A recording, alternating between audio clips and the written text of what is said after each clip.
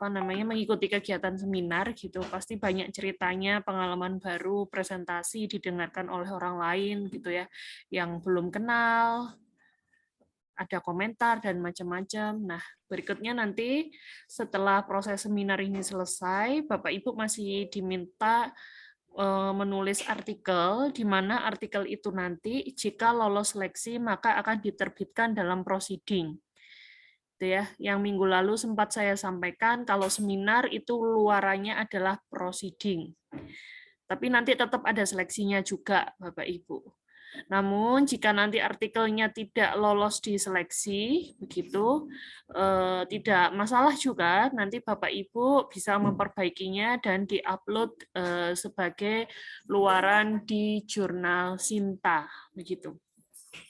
Nah, tapi secara hierarki ya Bapak Ibu, secara secara hierarki ya, saya bilangnya secara hierarki, seminar yang kita ikuti tadi hari ini itu levelnya di bawah jurnal Sinta 3. Begitu. Levelnya di bawah jurnal Sinta 3 sehingga bagi Bapak Ibu yang tadi presentasi begitu, yaitu langkah awal gitu. Yang lebih di atasnya proceeding ISBN itu ada jurnal-jurnal Sinta. Sehingga harapannya yang tadi kita lalui itu adalah latihan begitu ya, latihan supaya Bapak Ibu ada pengalaman menulis setidaknya begitu, ada pengalaman untuk melakukan research kecil, penelitian kecil sehingga mempermudah Bapak Ibu dalam penyusunan artikel yang sesungguhnya yang nanti akan dipublish di Sinta. Saya paham sekali Bapak Ibu, kondisi Bapak Ibu semuanya dengan dengan kesibukannya masing-masing begitu. Saya sangat paham dan memang kita harus pintar-pintar membagi waktu ya Bapak Ibu, pintar-pintar membagi waktu itu kuncinya gitu. Mana yang perlu kita dulukan, mana yang perlu kita apa yang perlu kita utamakan di waktu-waktu tertentu. Oleh karena itu, Bapak Ibu di pasca sarjana ini memang saya tidak akan mengabsen gitu. Jadi kehadiran itu sebetulnya bagi saya pribadi tidak ada poinnya sama sekali gitu, tidak ada poinnya. Yang penting adalah karyanya Bapak Ibu itu, actionnya Bapak Ibu, artikel-artikel yang dihasilkan oleh Bapak Ibu gitu. Jadi orientasinya lebih ke hasil sehingga perkuliahannya beda dengan yang di S1 begitu. Kalau di S1 Bapak Ibu mengikuti kuliah dengan menghadiri Zoom, itu absennya lengkap, insya Allah nggak ada masalah. Tapi kalau di S2, di pasca sarjana dan di S3 ya, kehadiran itu nomor sekian lah gitu, nomor sekian. Mungkin ada beberapa dosen yang masih menunjukkan kehadiran itu sebagai salah satu syarat penilaiannya. Namun kalau saya pribadi tidak. Yang penting adalah action-nya. Untuk itu Bapak Ibu, saya hanya bisa menyemangati dan mengingatkan gitu bahwa kita dalam mata kuliah ini ada luarannya loh, ada luarannya dan luaran itu nggak main-main. Itu adalah luaran yang lumayan, kalau dibilang berat enggak, cuma memang butuh ketekunan untuk menyelesaikannya gitu ya. Butuh ketekunan untuk menyelesaikannya. Sehingga seperti yang saya sampaikan minggu lalu, saya sampaikan pada Bapak Ibu bahwa yang penting kayaknya sekarang Sinta 3 dulu deh itu. Itu untuk pegangan Bapak Ibu supaya bisa yudisium tepat waktu. Kalau yang jadi sebelumnya saya pernah menyampaikan Sinta 2 itu ada alternatif Sinta 2 supaya Bapak Ibu bebas ujian tesis. Nah, ini setelah saya pikir-pikir lagi ya sudahlah, nanti Sinta 2-nya nanti aja gitu. Sinta 3 itu yang sangat urgent perlu diselesaikan dalam waktu dekat gitu ya. Saya sampaikan pada Bapak Ibu bahwa akhir semester Bapak Ibu harus mengsubmit jurnal artikel di jurnal Sinta 3. Karena untuk sampai accepted itu butuh waktu berbulan-bulan. Gitu. Akhir semester 1 Bapak Ibu bisa submit, semester 2 bisa publish, semester 3 Bapak Ibu sudah punya tiket untuk yudisium. Sehingga harapannya bisa lulus dengan tepat waktu. Gitu. Kemudian Bapak Ibu, saya sudah mencermati beberapa tulisan dari panjenengan semua yang sudah dikirim di Google Drive itu, gitu ya. Ya begitu tuh, gitu. Memang nanti akan saya beri masukan secara perorangan gitu. Cuma ada beberapa hal yang perlu saya tekankan lagi di sini. Jadi kalau kemarin di awal perkuliahan saya bilang hanya mengulik sedikit begitu ya, hanya mengulik sedikit terkait penelitian dan berharap Bapak Ibu belajar sendiri dari buku yang saya sharekan itu, maka sekarang saya coba untuk share screen terkait materi terkait dengan penelitian ya, terkait dengan penelitian. Supaya nanti lebih apa ya? Artikelnya itu lebih berwarna begitu, lebih bunyi, lebih ada topiknya begitu ya. Lebih ada topiknya sehingga harapannya akan menghasilkan artikel yang lebih baik lagi. Ada beberapa dasar-dasar penelitian Bapak Ibu yang perlu ditekankan gitu. Bentar, saya share dulu materinya. Nah, ini karena kita fokus ke kualitatif gitu ya, yang paling mudah dan yang paling sederhana di antara penelitian yang lainnya begitu. Sekali lagi kenapa ini yang fokusnya di sini, sekali lagi kita karena waktu kita nggak banyak, hanya 1 semester untuk mata kuliah metode penelitian ini. Jadi apa sih kualitatif itu? Sepertinya ini perlu kita sama-sama kita renungkan kembali gitu.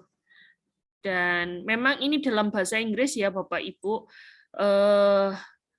dibiasakan aja gitu. Terkait dengan kendala bahasa, itu memang mau nggak mau kita pakai bahasa Inggris karena beberapa literatur itu memang rujukannya berbahasa Inggris. Nah, ini nanti saya akan kirim filenya dan Bapak Ibu bisa mentranslatekan sendiri begitu. Tapi kita tetap akan gunakan yang berbahasa Inggris ini. Maksud saya adalah kita nanti sama-sama belajar sedikit-sedikit begitu biar ada progres skill bahasa Inggrisnya bisa ikut terdongkrak dari mata kuliah ini. Oke.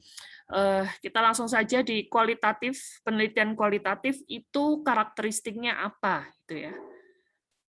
Karena kenapa ini perlu kita ulas lagi karena saya melihat beberapa topik yang Bapak Ibu ulas, Bapak Ibu kumpulkan di Google Drive itu terus terang belum bunyi penelitiannya itu belum kelihatan, gitu ya, belum kelihatan.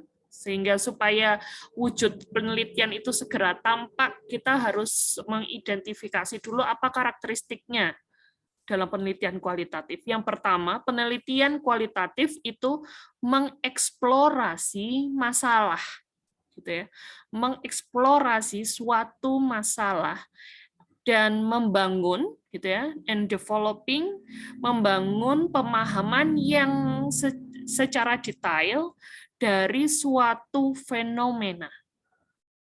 Ya, mengeksplor suatu masalah dan membangun pemahaman yang mendalam, yang detail terkait dengan suatu fenomena. Apa itu fenomena? Fenomena adalah suatu peristiwa yang di luar dari kebiasaan. Ada siswa, misalnya, Bapak Ibu punya siswa, dia nggak pernah dengarkan di kelas, ribut sendiri kalau di kelas, sukanya ganggu temannya, tapi nilainya lebih bagus daripada teman-temannya yang digangguin. Mungkin kalau Ibu menemukan semacam itu, itulah yang kita namakan sebagai fenomena. Jadi yang kalau seharusnya anak-anak kebanyakan itu sikapnya A, nah yang ini ada B, muncul B, begitu, itu yang disebut sebagai fenomena. Nah, kita akan mengeksplor fenomena itu. dengan secara detail. Itu adalah salah satu karakteristik kualitatif. Yang kedua, penelitian kualitatif itu menggunakan review literatur secara minor. Minor itu kecil ya, Bapak Ibu. Review literaturnya itu nggak terlalu mendominasi dalam penelitian, jadi hanya kecil. Bukan secara kuantitasnya, gitu ya. Literatur rujukannya cuma sedikit, bukan secara kuantitasnya, tapi secara topiknya itu kecil. Maksudnya adalah begini, Bapak Ibu pilihlah satu topik, katakanlah kalau saya itu mendalami satu topik saja terkait dengan kegagalan metakognitif. Jadi ya review literatur saya itu yang literatur yang saya punya itu adalah terkait dengan kegagalan metakognitif saja. Nah, ini hati-hati karena review literaturnya minor, maka variabelnya itu dalam kualitatif biasanya terbatas. Bapak Ibu pernah lihat nggak penelitian yang judulnya itu variabel ruwentengan? Penerapan penerapan model ini dengan strategi X untuk meningkatkan kemampuan berpikir kritis, kemampuan komunikasi, dan kemampuan pemecahan masalah pada siswa kelas sekian. Begitu. Udah ada model dikombin dengan strategi, tujuannya untuk meningkatkan berpikir kritis, kemampuan pemecahan masalah, dan kemampuan-kemampuan yang lain. Itu bukan termasuk dari karakteristik dari kualitatif yang semacam itu. Karena review literaturnya minor. Kenapa kita perlu yang minor? Karena kita perlu variabel yang terbatas untuk bisa mendalaminya. Variabelnya sedikit tapi dibahas, diulas secara mendalam. Itu salah satu. Yang kedua, karakteristik yang kedua.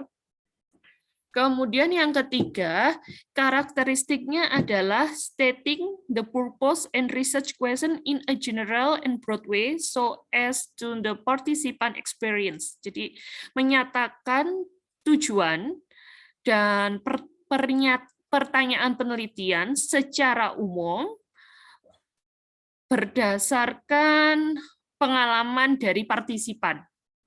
Itu, pengalaman dari partisipan. Di penelitian kualitatif kita karena datanya mendalam itu tadi, kita butuh data yang mendalam dari partisipannya, dari subjeknya, maka untuk pengambilan datanya itu membutuhkan waktu yang lama. Bisa setiap hari ketemu atau bahkan berbulan-bulan begitu. Tapi yang ditemui orangnya tidak terlalu banyak. Ya itu lagi, tapi mendalam untuk menangkap fenomena itu.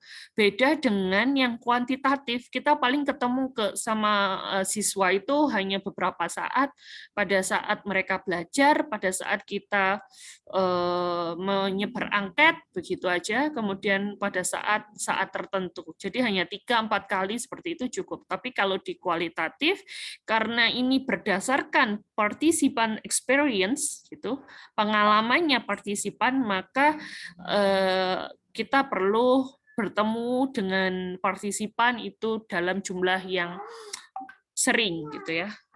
Kemudian yang keempat, mengumpulkan data berdasarkan words, berdasarkan kata atau ucapan gitu dari small number of individual, sejumlah kecil individu, sehingga partisipan itu dapat diekspos dengan sebaik-baiknya gitu. Sehingga dalam penelitian kualitatif subjeknya satu boleh nggak? Boleh sekali, gitu ya. Kemudian yang kelima, analyzing the data for description and themes using text analysis and interpreting the larger meaning of the finding. Menganalisis data untuk mendeskripsikan suatu tema menggunakan analisis teks. Analisis teks itu apa? Yang dianalisis itu ya percakapannya, hasil pekerjaannya. Kalau percakapan itu nanti ditulis dulu ya. Percakapan kan suara semacam ini, itu nanti ada transkripsinya. Nah, itu yang yang dianalisis. Kemudian menginterpretasikan suatu pemahaman secara umum berdasarkan dari temuan-temuan. Gitu. Kemudian yang terakhir, menulis laporan secara fleksibel. Nah, ini yang penting. Fleksibel, mungkin perlu saya kasih tanda warna khusus untuk kata fleksibel. Sehingga enaknya Bapak Ibu dalam penelitian kualitatif itu sebetulnya Anda punya pemahaman apa saja, itu nggak ada yang benar, nggak ada yang salah. Gitu. Anda bisa berkreasi apapun, mempresentasikan suatu temuan. Misalnya gini nih, ada siswa saya kasih soal, kemudian dia tidak menjawab, katakanlah, atau dia hanya menulis diketahui dan ditanyakan aja, jawabannya tidak ditulis. Maka saya merepresentasikan itu sebagai siswa tidak tertarik untuk menyelesaikan soal yang diberikan. Boleh nggak saya merepresentasikan itu? Dia soalnya cuma gini aja, saya udah pernah ngerjakan, saya nggak mau ngerjakan, ada loh yang semacam itu. Jadi saya merepresentasikan dia tidak mengerjakan karena dia nggak tertarik. Kemudian Bapak Ibu merepresentasikan fenomena yang sama, siswa yang sama, tapi Bapak Ibu representasikan bahwa dia nggak ngerjakan bukan karena nggak tertarik, tapi karena tidak bisa atau tidak paham. Mana yang benar sekarang? Bapak Ibu benar, saya juga benar. Tentunya kebenaran ini tidak langsung bersifat mutlak benar salah 1-0 begitu, tapi kebenaran ini perlu didukung dengan bukti-bukti. Bapak Ibu bilang kalau itu siswa itu tadi nggak ngerjakan karena dia nggak paham konsep. Kesimpulan Bapak Ibu itu perlu didukung dengan apa? Dengan misalnya nilai ulangan harian siswa terkait topik yang sama. Nilainya jelek-jelek. Kemudian Bapak Ibu menyimpulkan karena nilai ulangan harian jelek, dikasih soal nggak dikerjakan, kesimpulannya nggak paham konsep. Sedangkan saya melihat dari kacamata yang lain, saya lihat pakai kacamata yang lain gitu. Bapak Ibu lihat dari sisi atas, saya lihat dari sisi bawahnya. Kalau lihat dari sisi bawah, misalnya menurut saya dia nggak ngerjakan karena nggak tertarik. Berarti saya butuh data pendukung lain kan? Data pendukungnya bukan lagi dari nilai KKN. Kalau nilai yang ulangan harian nanti kesimpulannya akan mengarah seperti Bapak Ibu. Karena saya mau mengarahkan kesimpulannya itu karena siswa itu nggak suka gitu ya, dia ngerjakan karena tidak suka, maka saya akan memilih wawancara. Wawancaranya adalah ya untuk mengungkap apakah siswa ini suka atau tidak terkait dengan materi yang dia sedang kerjakan. Sehingga fenomena yang sama itu bisa menghasilkan analisis interpretasi yang berbeda-beda. Gitu. Tergantung dari sudut pandang mana kita akan menganalisisnya. Oleh karena itu, Bapak Ibu, kadang di mahasiswa S1 pun itu sering bimbingan gitu ya, dan itu mereka masih ragu, ini hasilnya seperti ini enggak, Bu? Nah, saya sendiri tidak bisa memutuskan itu hasilnya memang itu atau bukan karena data-data pendukung lain belum lengkap, belum selesai. Makanya biasanya saya akan minta, udahlah kerjakan dulu sebisamu. Semua yang kamu bisa kerjakan dulu. Begitu itu sudah jadi, artikelnya sudah jadi, atau skripsinya sudah jadi utuh, saya bisa baca mulai awal sampai akhir dan memutuskan apakah berdasarkan semua data yang dikumpulkan, begitu, apakah hasilnya ini masuk akal nggak? Gitu. Tapi kalau penelitiannya belum clear, data-datanya belum selesai dikumpulkan, baru step per step itu dikonsultasikan, saya sendiri bingung. Ini arahnya kemana belum tahu, gitu ya. Bisa dapat bayangan ya Bapak Ibu, karena untuk reportnya di qualitative research itu memang sangat fleksibel, tergantung dari sudut pandang mana Bapak Ibu nanti menganalisisnya. Kemudian tergantung juga emerge structure and evaluative kriteria, tergantung kriteria evaluasi dan juga tergantung subjektivitas dari peneliti dan juga pemahamannya peneliti, dan ya banyaklah, semakin banyak peneliti itu melakukan penelitian maka dia akan mempunyai pertimbangan-pertimbangan lain, idenya akan semakin berkembang, semakin banyak artikel yang dia pernah baca maka dia akan juga semakin banyak memberikan sentuhan-sentuhan pada hasil penelitiannya gitu. Sehingga seperti itu gambarannya. Itu yang pertama. Kemudian berikutnya ada beberapa desain ini. Ini sebetulnya sudah pernah saya tampilkan di pertemuan awal kita dulu, tapi akan saya ulas lagi untuk mengingatkan Bapak Ibu terkait dengan kuantitatif, kualitatif, and combine antara kuantitatif dan kualitatif, atau yang kita sebut dengan mixed method gitu ya. Kalau kuantitatif itu ada intervention research, non-intervention research. Intervensi itu apa? Intervensi itu berarti perlakuan. Siswanya itu dikasih perlakuan tertentu, gitu ya. Itu adalah kuantitatif. Kemudian perlakuan itu gunanya untuk apa? Untuk melihat bagaimana responnya siswa setelah diberikan perlakuan. Itu tujuannya. Kemudian perlakuan ini juga diberikan tidak perorangan ya, tapi di dalam bentuk grup, jadi atau kelas. Gitu. Kemudian di sini dijelaskan explaining whether an intervention influence, jadi apakah intervensi yang dilakukan itu menyebabkan mempengaruhi hasil dari satu grup dan grup yang lain, gitu ya.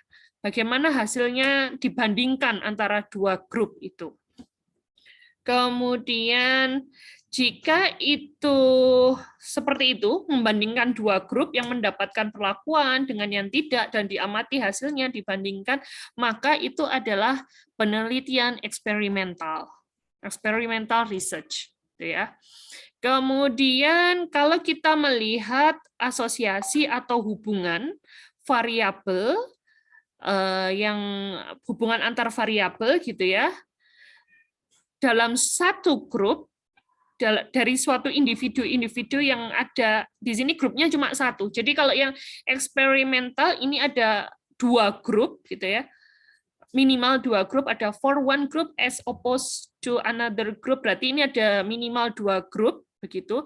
Tapi kalau correlational research ini hanya individu-individu dalam satu grup yang sama. Kita cuma butuh satu kelas nanti.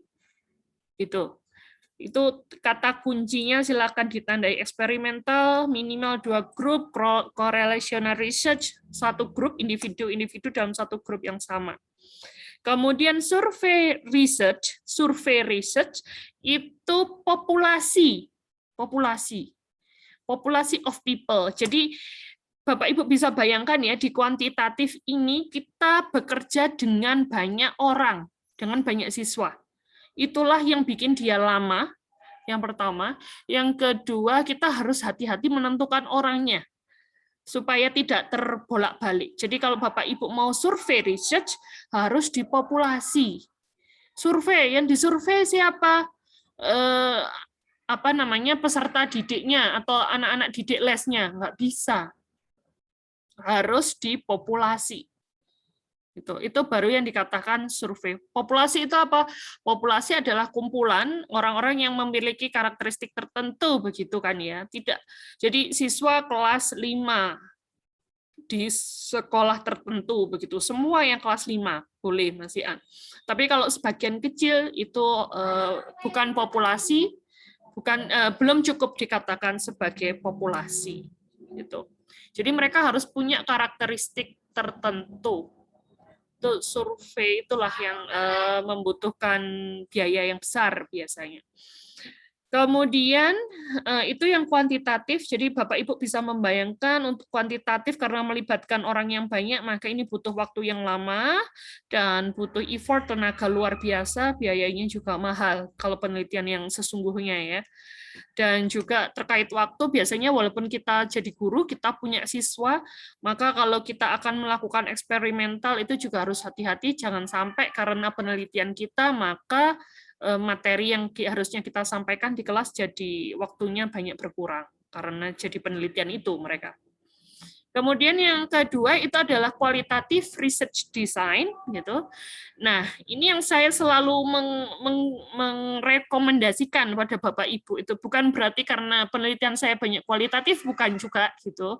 Ada beberapa penelitian saya kuanti itu, cuma memang yang kuali ini berdasarkan pengalaman dan juga berdasarkan literatur yang saya baca dari Creswell ini, dia lebih singkat Bapak Ibu, lebih memungkinkan untuk diselesaikan dalam waktu 2 tahun di S2 ini. Itu saja pertimbangan saya, bukan karena saya anti kuantitatif atau anti mixed method, bukan itu.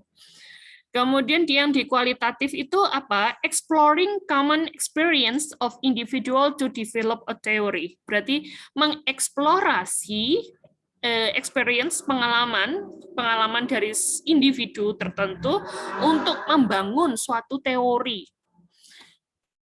Contoh nih ya, teori. Berarti harus ada teorinya dulu ya Bapak Ibu. Teorinya Bapak Ibu pegang dulu. Teori pemecahan masalah dari Polya. Polya bilang langkah-langkah tahap pemecahan masalah ada 4. Apa saja itu 4? Memahami, merencanakan, melaksanakan rencana, verifikasi kalau nggak salah itu. Gitu ya. Nah, Polya yang bilang tahapan pemecahan masalah 4 itu kan sudah jadi teori Polya. Begitu. Bapak Ibu cek apakah teori Polya ini juga berlaku di subjek, di individual yang ada di sekitar Bapak Ibu gitu ya. Berdasarkan pengalaman, kasih mereka masalah dan kita amati gitu ya. Apakah tahapnya benar ada 4 atau mungkin ada tahapan lain sebelum verifikasi mereka melakukan hal lain. Maka kita bisa menyelipkan satu tambahan step itu untuk melengkapi teori Polya. Begitu. Itu namanya grounded theory research. Jadi menemukan teori baru, tapi nggak yang benar-benar baru gitu, nggak harus. Jadi dari teori yang lama kita bisa modif sedikit begitu, dimodifikasi sehingga kalau tadinya ada 4 bisa jadi 5 gitu. Atau kita bikin lebih spesifik lagi pemahaman masalah untuk materi ini dan materi apa itu step-step pemahaman masalahnya berbeda dan seperti apa itu bisa. Jadi bisa dari teori yang sudah ada kita lebih diolah lagi atau teori yang benar-benar baru. Tapi biasanya Bapak Ibu karena kita terbatas juga, terbatas secara waktu dan lain-lain, biasanya dari teori yang sudah ada kita lengkapi. Nah, di penelitian saya, teori yang sudah ada itu ada terkait kegagalan metakognitif, itu ada 3 macam, ya. Kegagalan metakognitif itu ada 3 macam, mulai tahun itu ditemukan sekitar tahun 2000 itu 3 macam, kebutaan metakognitif, perusakan metakognitif, apa ya lagi ya, blindness, vandalism, sama apa gitu, saya lupa, ada 3. Nah, di penelitian yang baru, saya menemukan 1 jenis lagi kegagalan metakognitif. Contohnya seperti itu. Ada teori yang menyatakan jenis red flag ada 3. Di penelitian baru saya temukan red flag jenis baru saya tambahin. Jadi cuma seperti itu aja, nambah-nambah aja. Tapi memang nambahnya kita harus menemukan subjek atau fenomena yang memperkuat teori kita itu. Gitu. 1 orang aja cukup. Kemudian ada ethnographic research seperti yang dilakukan oleh Ibu Gusti dan Bu Weda kemarin ya di di seminar. Nah, ethnographic research itu adalah mengeksplor budaya dari suatu grup masyarakat gitu ya, budaya Bali, dieksplor. Nah, dalam kasusnya kemarin adalah misalnya Bu Weda bikin perhitungan hari raya umat Hindu, oke, itu sudah ada rujukannya. Tapi mungkin itu Itu saja tidak cukup untuk menghasilkan satu artikel baru. Jadi selain hari raya yang ada itu, kan itu bersifat umum ya. Bu Weda harus menyiapkan data apa lagi atau fenomena apa lagi yang ada di budaya Hindu terkait dengan hari raya nanti yang bisa diolah bersama-sama dengan data terkait dengan penentuan hari raya yang melibatkan konsep dari KPK atau FPB kemarin itu. Harus ada tambahan barunya itu untuk menjadi satu artikel baru. Tambahan barunya itu dapat dari mana? Ya bisa wawancara, bisa dari literatur-literatur yang sudah ada, begitu dikombinasikan dan seterusnya. Atau mungkin kalau penentuan perhitungan hari raya Hindu antara masyarakat Hindu yang ada di Bali dan di luar Bali beda misalnya. Nah, itu bisa dibandingkan. Atau yang di Bali dengan yang di India beda, seperti itu bisa dibandingkan. Itu yang terkait ethnographic research, masuk di kualitatif. Yang ketiga, mengeksplor individual stories to describe the lives of people. Mengeksplorasi story-nya, bukan story WA ya ini, story-nya seseorang gitu ya, secara individu untuk mendeskripsikan mendeskripsikan hidupnya dia gitu. Inilah yang disebut sebagai narrative research. Gitu. Di antara tiga ini, mana yang paling mudah kalau saya pribadi grounded theory research.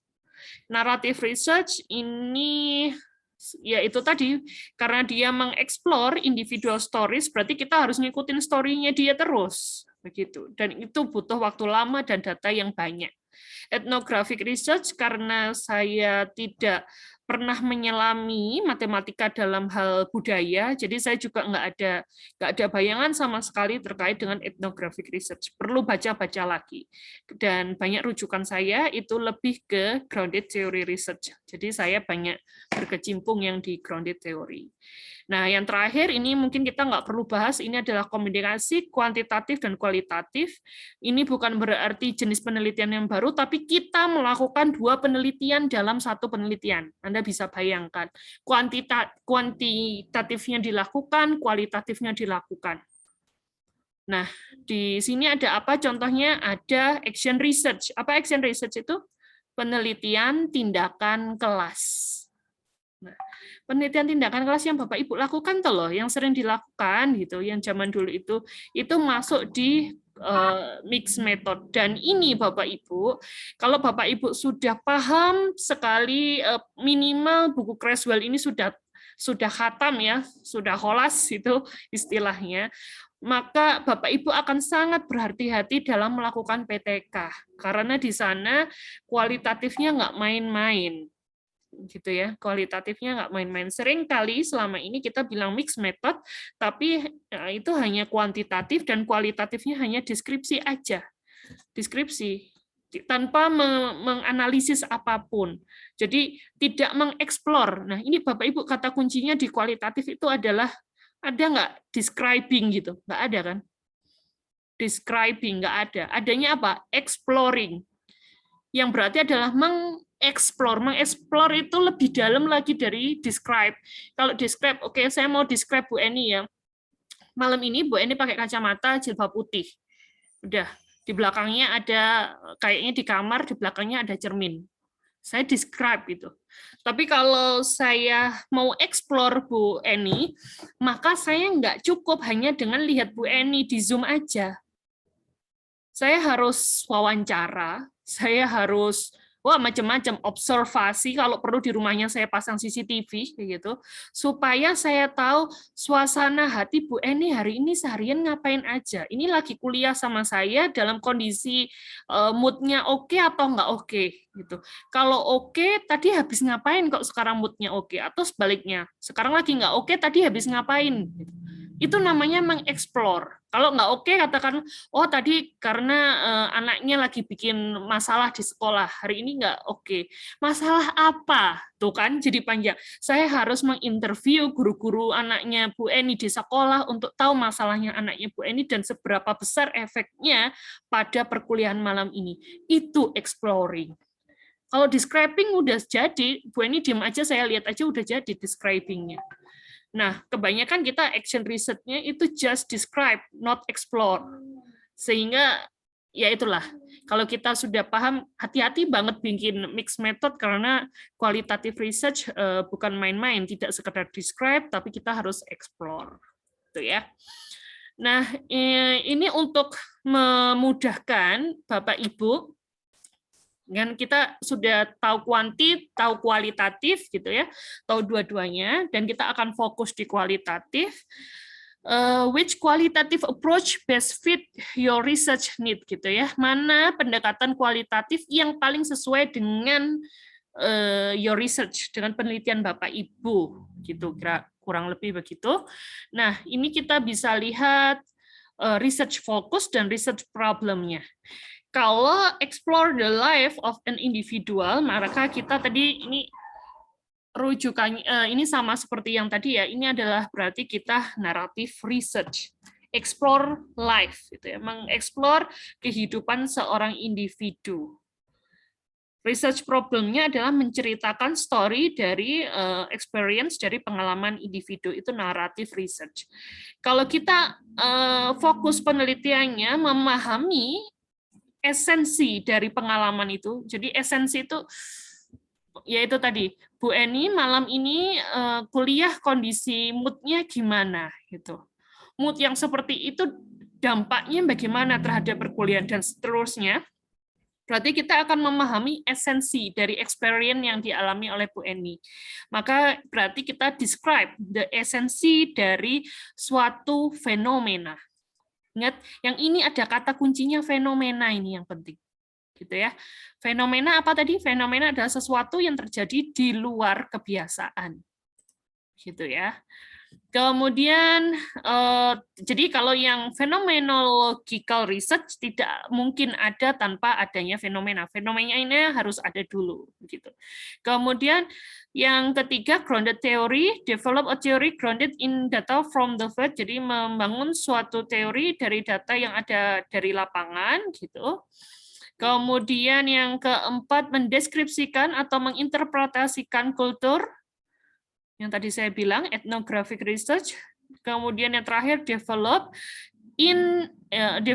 an in-depth description. Nah, ini ada kata description, Bapak Ibu. Tapi description-nya in-depth. In-depth berarti apa? Deskripsi yang sangat mendalam dan menganalisis of a case or multiple cases gitu. Jadi analisisnya itu suatu kasus, satu kasus aja bisa atau multiple atau lebih dari satu kasus. Nah, yang kita harus sediakan itu adalah provide an in-depth lagi, menyediakan pemahaman yang mendalam dari suatu kasus. Jadi studi kasus itu juga nggak main-main. Biasanya ada penelitian studi kasus di SD mana, di sekolah mana. Bener lah itu studi kasus. Itu harus mendalam loh, nggak sekedar menyebutkan saja tempat penelitiannya di mana. Jadi kenapa ada studi kasus itu karena karakteristik dari suatu tempat gitu ya, itu memungkinkan berbeda dari tempat lain. Misal siswa yang hidup di pedesaan begitu, sama-sama anak SD tapi yang hidup di desa sama di kota, mereka punya karakteristik yang berbeda. Itulah kenapa kita ambil case study research. Peningkatan numerasi, skill numerasi katakanlah seperti itu, atau literasi pada siswa di pinggiran kota, gitu ya. Jadi kenapa ngambil studi kasus, karena ini khusus untuk siswa di pinggiran kota. Nah, kalau hanya studi kasus di sekolahnya Bapak Ibu itu sespesifik apa sampai dia bisa jadi bagian dari studi kasus. Kalau sekolahnya yang memang hanya satu-satunya di Indonesia yang punya karakteristik seperti itu, boleh, silakan. Tapi kalau tidak, banyak sekolah lain yang karakteristiknya sama, maka tidak bisa masuk ke studi kasus. Itu kurang lebih. Berikutnya, nah ini yang penting Bapak Ibu. slide-slide terakhir ini yang penting. Bapak Ibu, gitu. Kemarin itu saya memberikan apa namanya? Jalan pintas sebetulnya, jalan pintas untuk menghasilkan suatu artikel yang kita pelajari beberapa pertemuan yang lalu itu. Mencari artikel, kita translate, kita paraphrase begitu. Ngomong-ngomong, hari ini saya juga membuat artikel Bapak Ibu untuk seminar internasional yang tadi saya ikuti, itu artikelnya juga belum selesai. Karena artikelnya dalam bahasa Inggris, saya berarti mencari artikel bahasa Indonesia, saya paraphrase, dan saya akan translatekan ke bahasa Inggris. Sama yang saya lakukan seperti itu. Nah, dari apa namanya? Sebentar. Dari beberapa langkah itu, siapa yang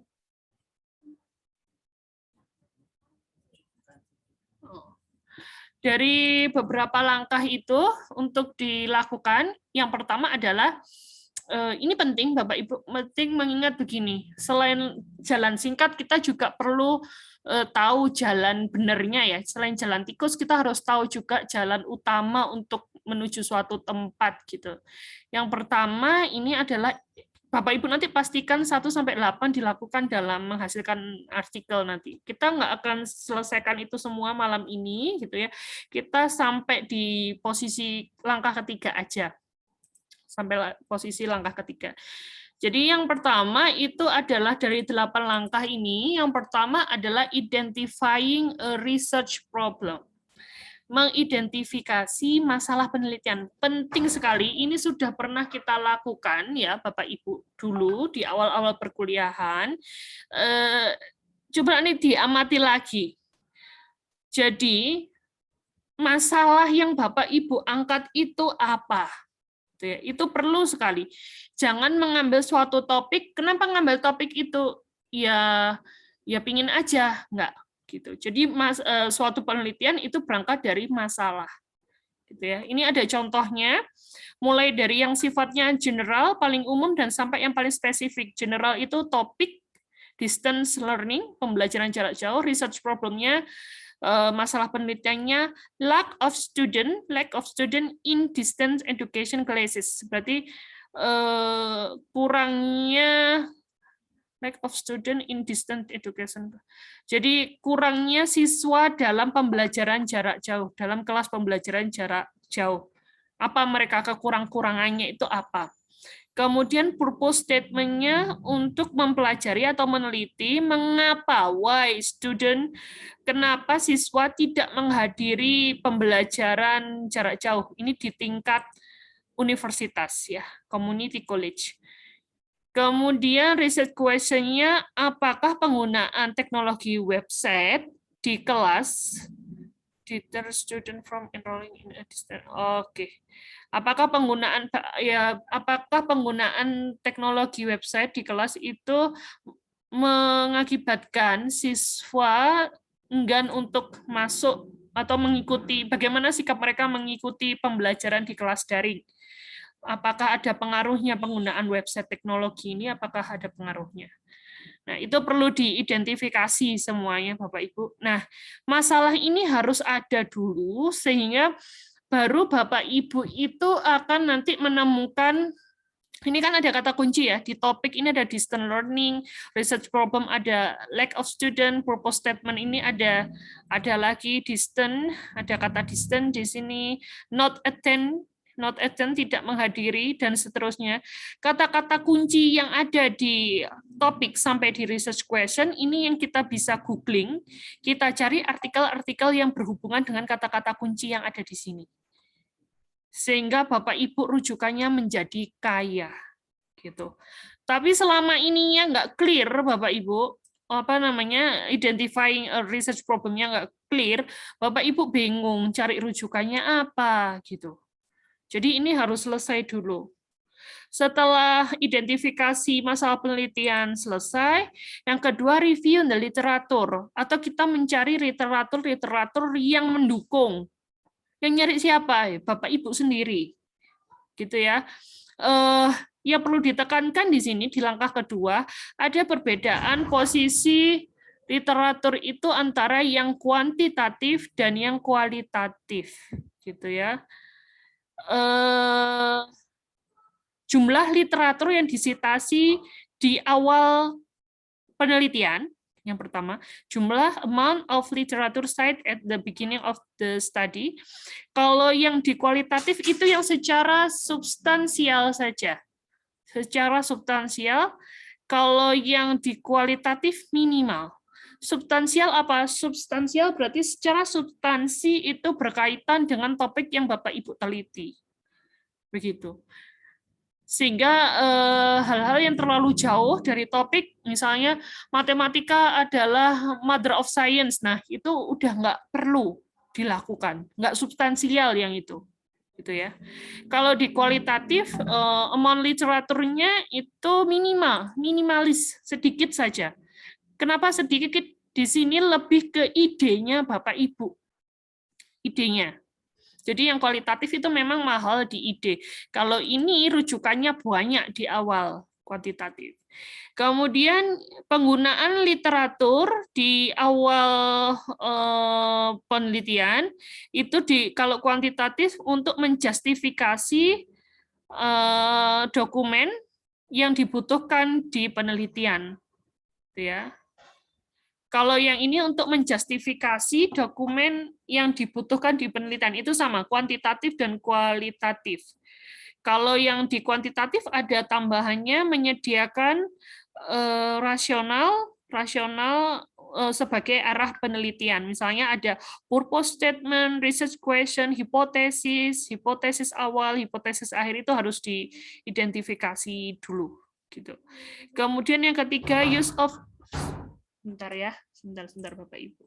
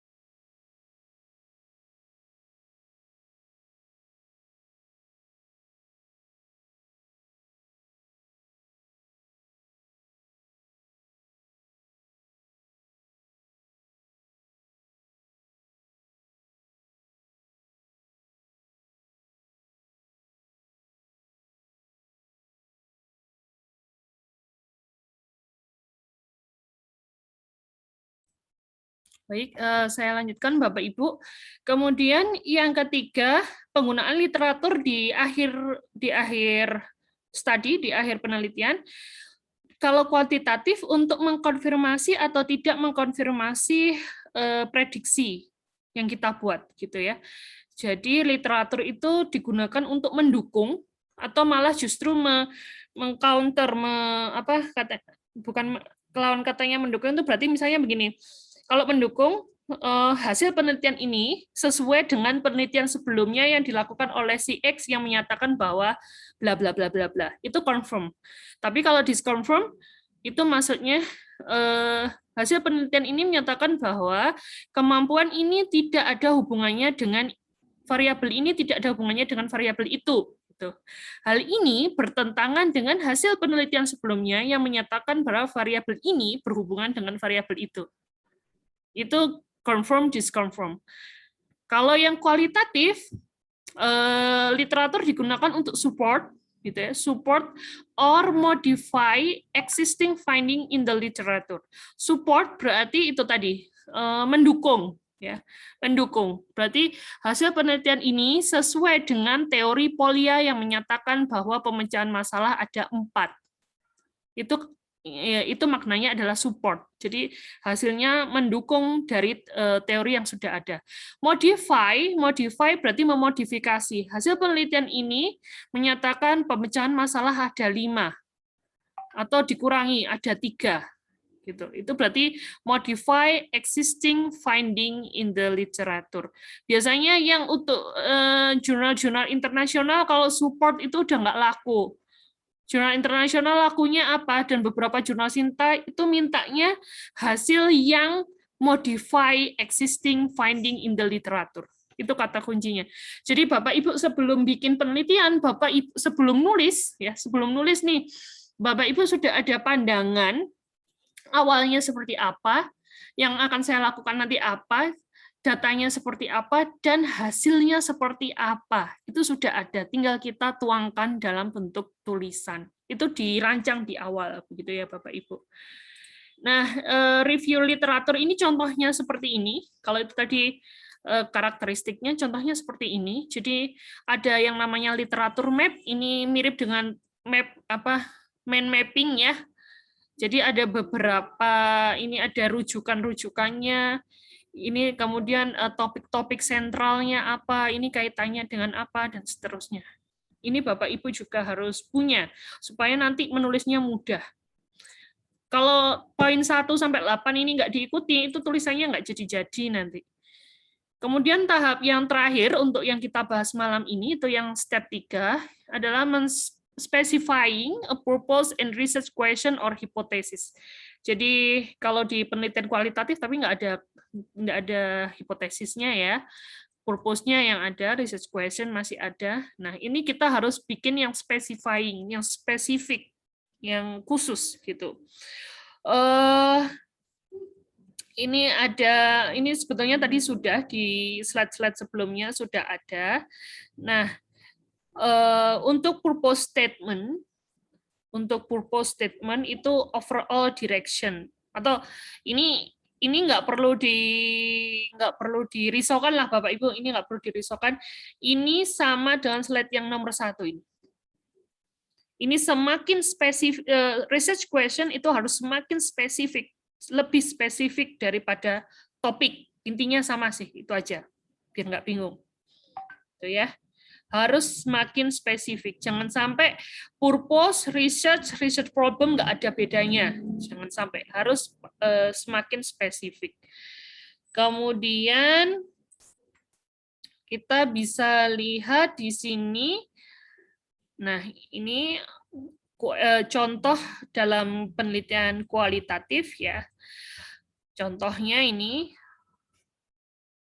start of project di awal penelitian, what are high school student experience with smoking tobacco. Jadi apa yang pengalaman siswa merokok, gitu ya. Kemudian di mana mereka merokok, gitu. Kemudian ketika mereka mencoba untuk berhenti mengerokok, di mana, where does this occur at or di mana itu terjadi, terjadi di dekat sekolahnya atau tidak. Dan kemudian ada beberapa pertanyaan lain. Pertanyaan yang pertama ini adalah initial organizing question, pertanyaan awal. Kemudian pertanyaan berikutnya itu sudah mulai spesifik lagi, shape question. Pertanyaan terakhir, further shape question. Jadi pertanyaannya itu bikin pertanyaan wawancara itu Bapak Ibu tidak sekedar bagaimana itu, tapi umum, terus lebih spesifik. Atau contohnya gini aja Bapak Ibu, yang gampang. Ini contohnya agak sulit ini. Saya tanya ke Pak Fandi coba sekarang ya. Pak Fandi sudah menikah? Sudah, Bu. Oke, umum ya. Initial organizing question. Masih initial organizing question. Nah, pertanyaan saya bikin pertanyaan yang shape question, yang lebih tajam. Pak Fandi, apakah keluarga mendukung keputusan, terutama istri, apakah mendukung keputusan Pak Fandi untuk kuliah? Sangat mendukung. Oke, sangat mendukung.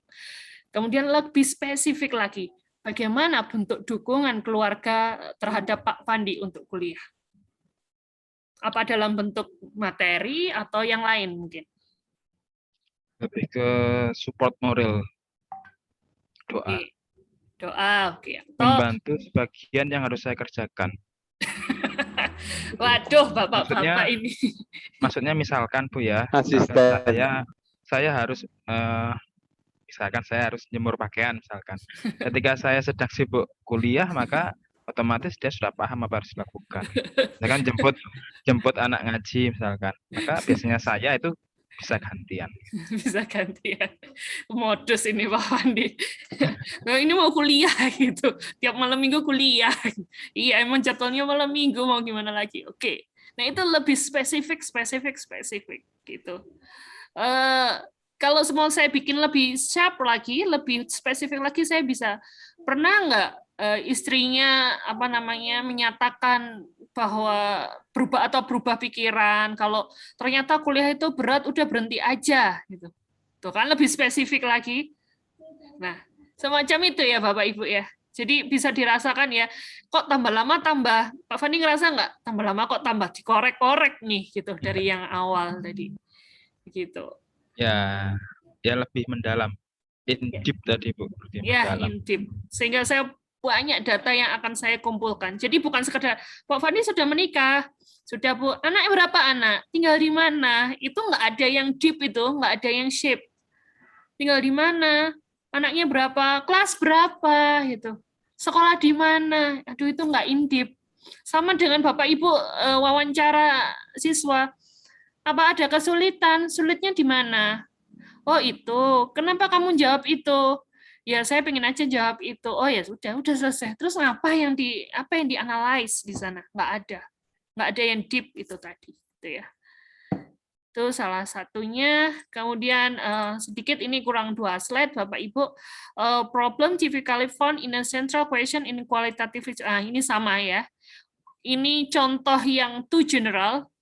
What is going on here gitu. Apa yang terjadi di sini? Itu bukan pertanyaan yang diungkapkan untuk kita. Kita nggak butuh pertanyaan yang too general. Tapi bukan nggak butuh ya, maaf saya ralat. Butuh tapi cuma sebagai pengantar. Kayak tadi Pak Fandi sudah nikah, ya udah. Tapi sebetulnya saya sudah tahu Pak Fandi nikah, katakanlah seperti itu. Saya sering lihat statusnya, misalnya ada anaknya ya udah nikah gitu. Tapi kan nggak mungkin saya langsung tanya, Pak Fandi istrinya mendukung nggak kuliah? Kan nggak mungkin, harus ada istilahnya orang Jawa itu abang-abangi lambe gitu, menanyakan sesuatu yang kita sudah tahu jawabannya. Itu for the first question nggak apa-apa gitu ya. Nah, ini what is going here, kita lebih baik tanya what is the process being used by the General Education Committee at the Liberal Arts School. Bagaimana proses yang dilakukan bla bla bla. Nah, lebih spesifik. Dan pertanyaan yang terlalu fokus juga nggak boleh. How did the committee make a curriculum decision about a course on the environment? Jadi bagaimana komite sekolah memutuskan suatu kurikulum begitu. Nggak boleh. How did ini nggak boleh. Lebih baik what is, bagaimana proses gitu ya. Ini maksudnya begini Bapak Ibu, yang nggak boleh terlalu fokus itu yang pertanyaan itu yang menggiring jawaban gitu ya. Menggiring jawabannya itu kita sudah ditentukan oleh yang penanya. Seperti ini. Apakah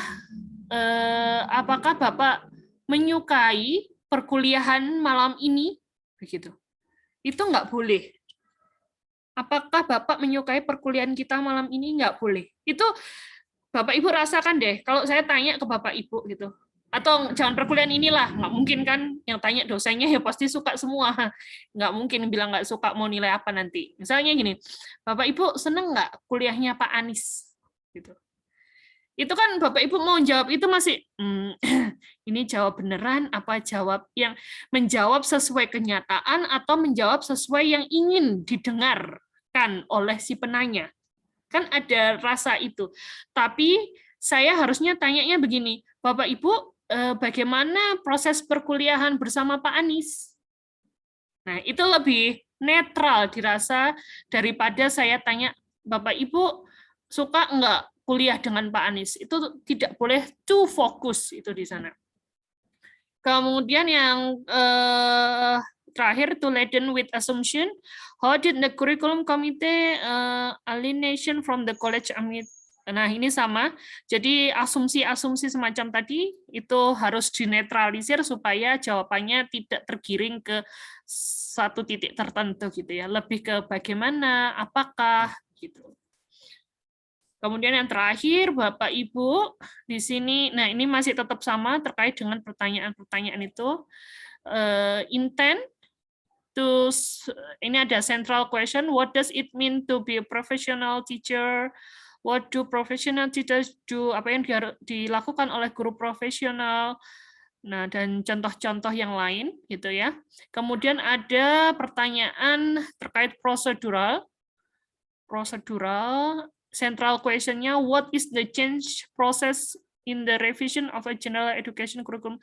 Bagaimana proses revisi kurikulum di kampus, kurikulum pendidikan di kampus itu central question-nya. Kemudian proseduralnya, how did the process? Who were the people? Ini lebih spesifik. What even? What was? Lebih spesifik. Ada berapa orang yang terlibat? Bagaimana itu dilakukan dan seterusnya. Nah, itu kurang lebih seperti itu. Jadi ada isu sub question, ada prosedural. Prosedural itu prosedur caranya.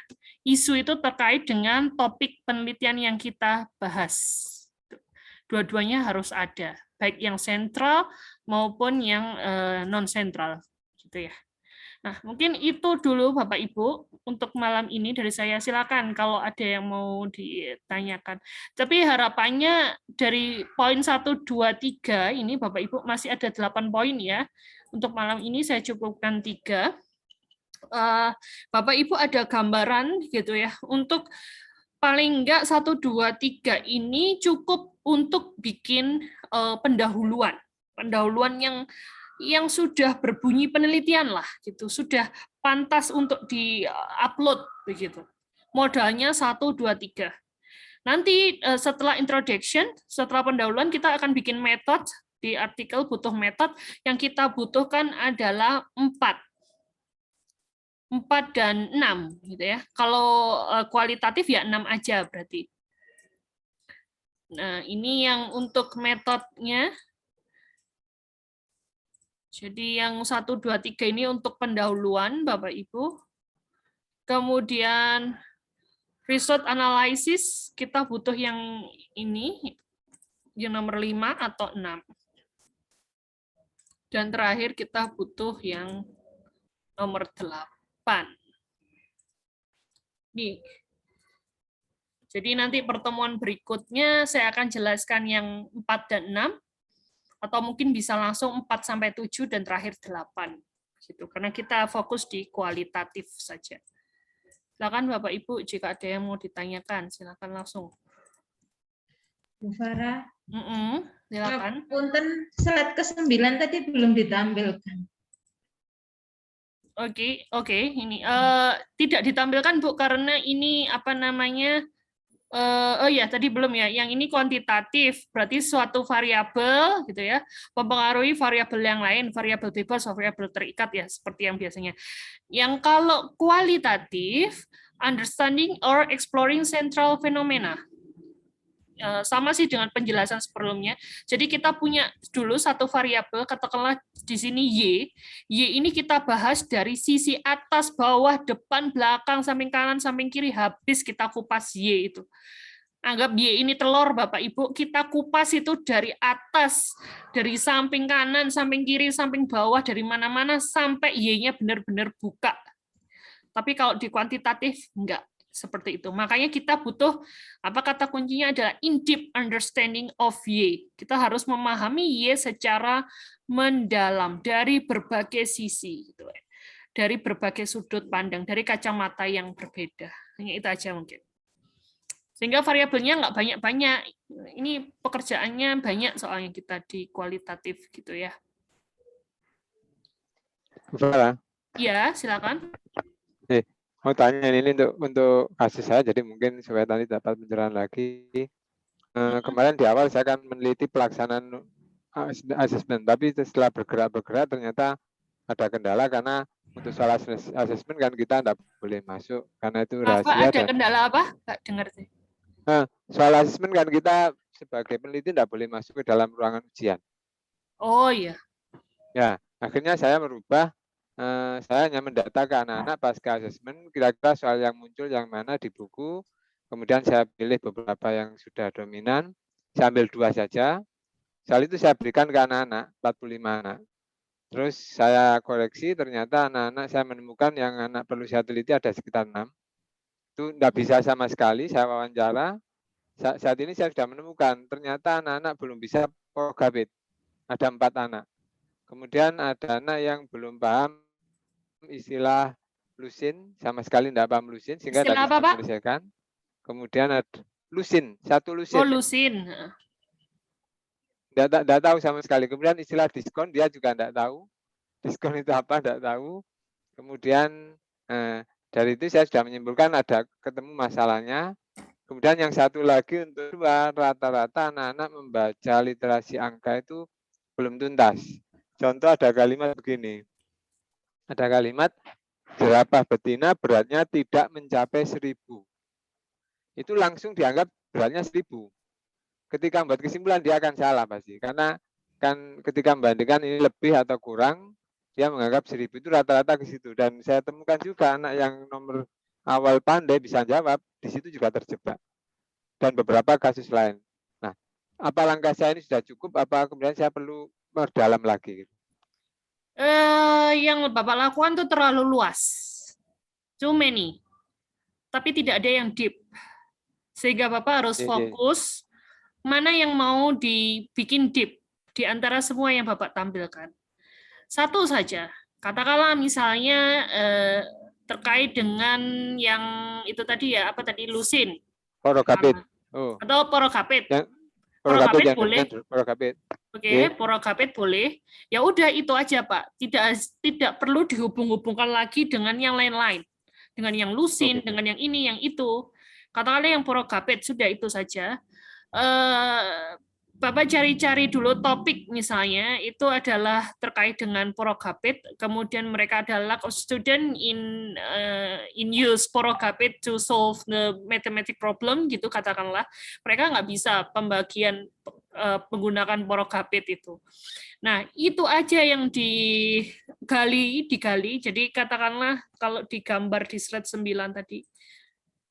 Yang Bapak lakukan tadi ada pentolan, ada bundaran ini yang Pak lakukan, ada bundaran ini, tapi tidak ada yang deep, semuanya tersebar di mana-mana, sehingga tulisannya nanti nggak akan mendalam, Bapak.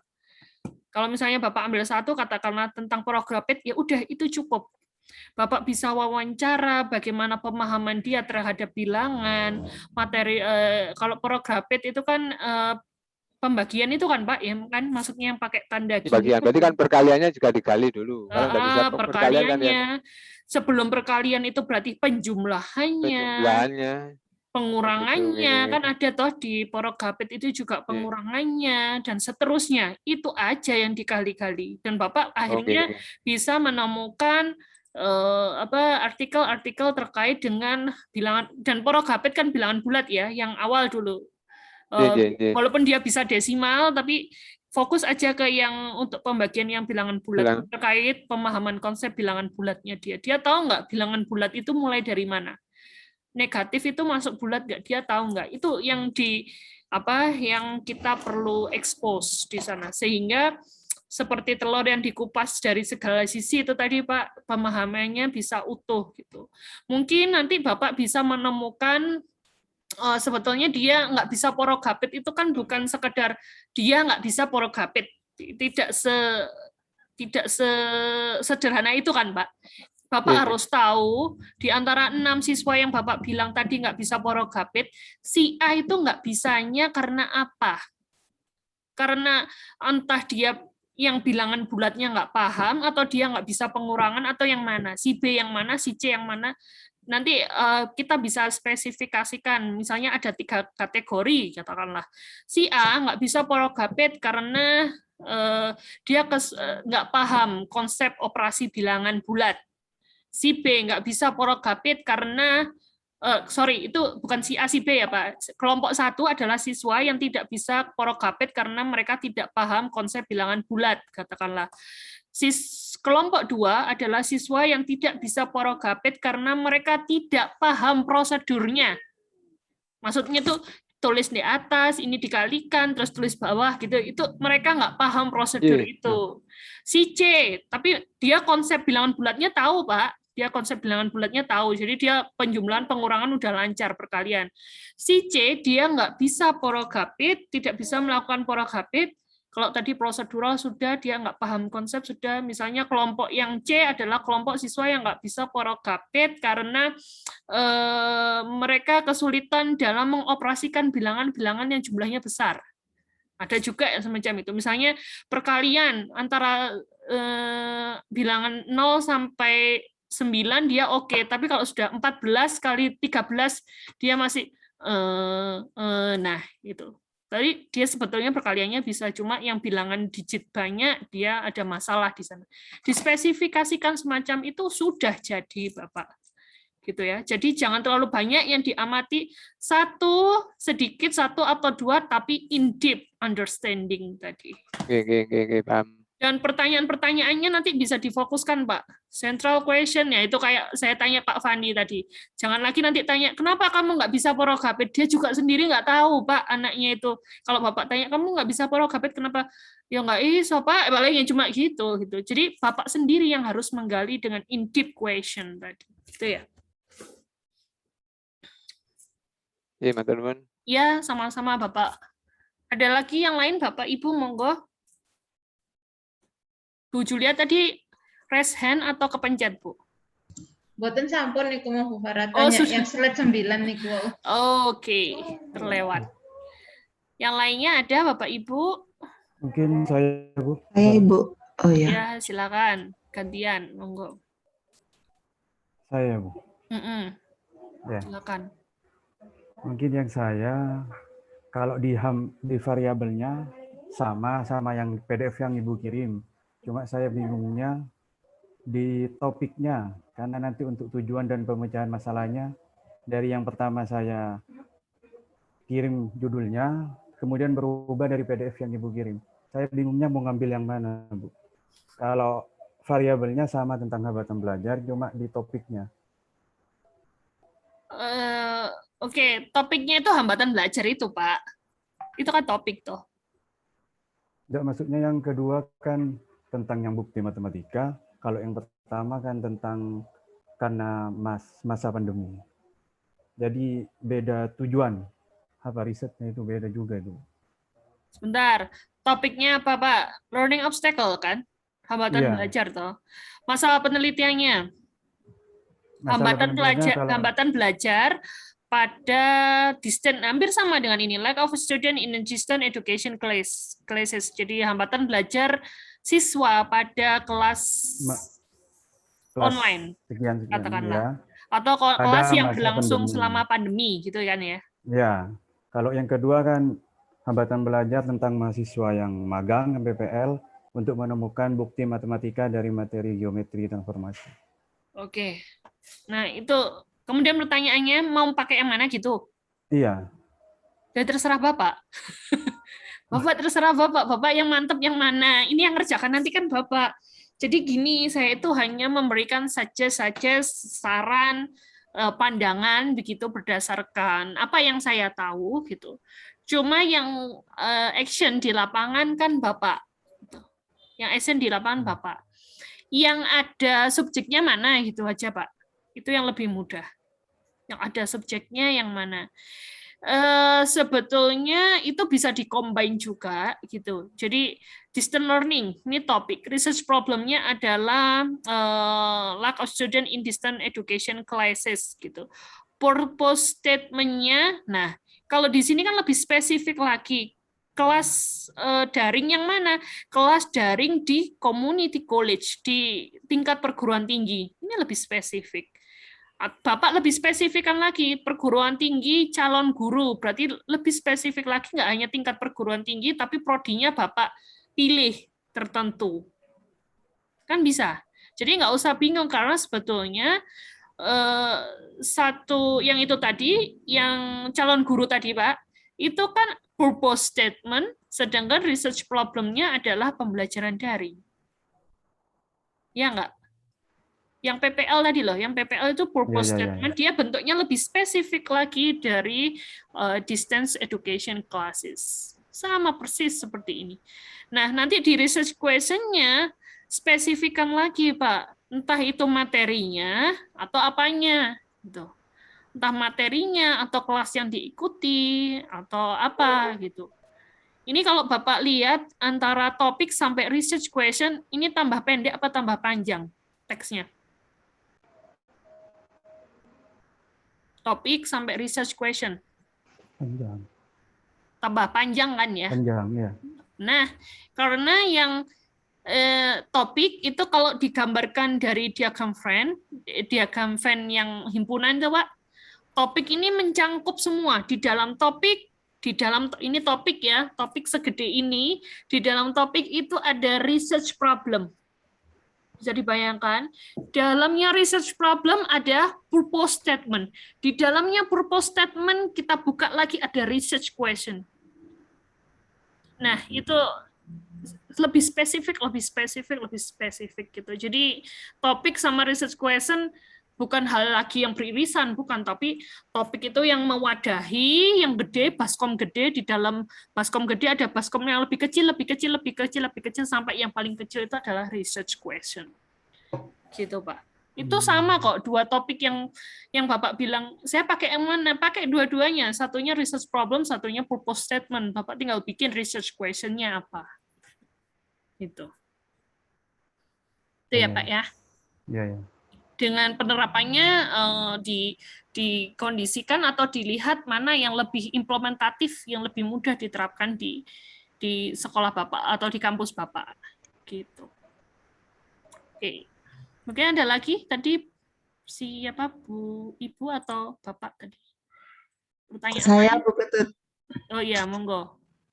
Kemarin terima kasih Bu atas waktunya. Kemarin itu saya sudah membaca tentang artikel yang sudah dikirimkan itu, terus saya sudah sudah membuat beberapa pendahuluan, terus kata kuncinya sudah ketemu. Nah, ini barusan saya dikirimin which qualitative approach best fit your research needs. Nah, setelah saya gabungkan dengan artikel yang saya baca, ternyata kan artikelnya, ya betul Ibu, ternyata artikelnya itu studi kasus Ibu. Nah, di situ kan ada research focus. Research fokusnya itu develop and in depth, jadi deskripsi yang sangat mendalam. Terus yang ada research problemnya itu mencari pemahamannya yang sangat mendalam itu. Yang menjadi kebingungan saya adalah pada judul pada judul artikel itu, kalau saya pahami itu adalah akibat penilaian diri yang tepat pada pelayanan guru SD dalam konteks bilangan bulat. Saya itu yang perlu saya ambil sebagai subjeknya itu ataukah guru SD. Kemarin saya sudah berpikir, oh ini siswa SD saya ambil untuk anak saya. Setelah saya lihat dari judulnya itu kok jadi dua fokusnya. Apa betul ya Bu? Atau mungkin pemahaman saya yang kurang bagaimana? Apa judulnya? Saya lupa yang saya kirim. Apa judulnya? The effect of pre-service elementary school teachers, assessment in the context of whole number. Bentar. Coba saya buka dulu. Saya lupa itu. Saya kirim ke, mungkin saya kirim ke chat ya. Bisa apa enggak? Oh, enggak bisa. Share screen. Oh iya, bisa di-share screen, Bu?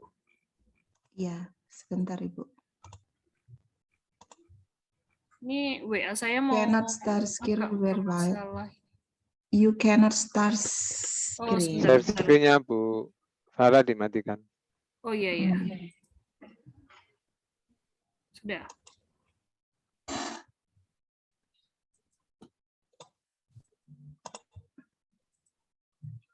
Mohon izin Ibu.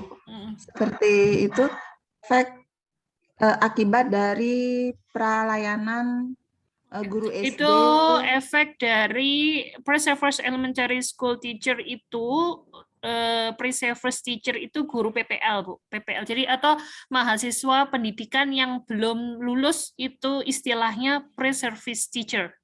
Tapi ini khusus di elementary school ya, jadi guru SD. Jadi mahasiswa PGSD lah kalau di sini itu. Oh iya, berarti guru Mahasiswa PPL. PGSD. Nah, itu kalau dilihat dari studi kasusnya, dari yang tadi saya lihat bagannya itu kan harus mendeskripsikan secara mendalam dengan pemahaman yang mendalam juga.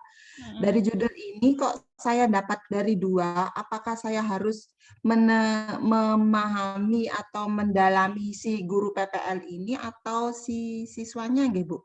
Coba dilihat di metodenya.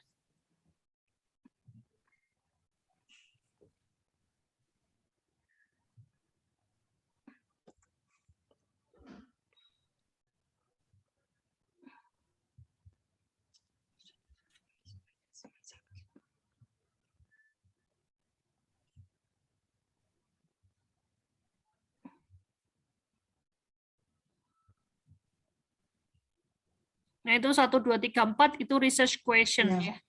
Research question. Ada 4 research question di sini. Oke. Agak ke atas apa, Bu? Atasnya ini.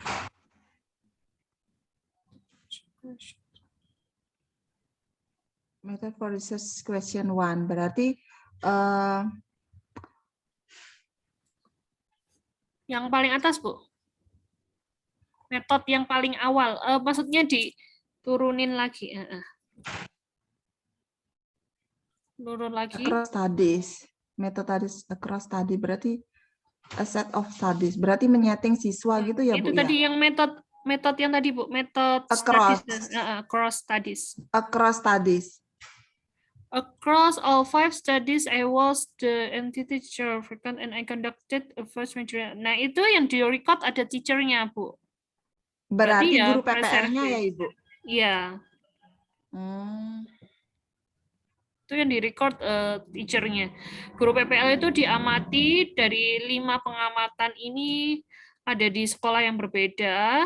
Kemudian asesmennya itu ada yang konten, ada yang metode, konten, ada yang konten. Kemudian ada yang di interview, ada yang melalui survei.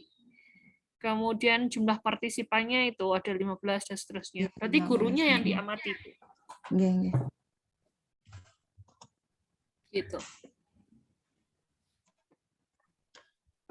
Iya, terima kasih, Bu. Oke, sama-sama Ibu. Mungkin ada Bapak Ibu lagi pertanyaan lain?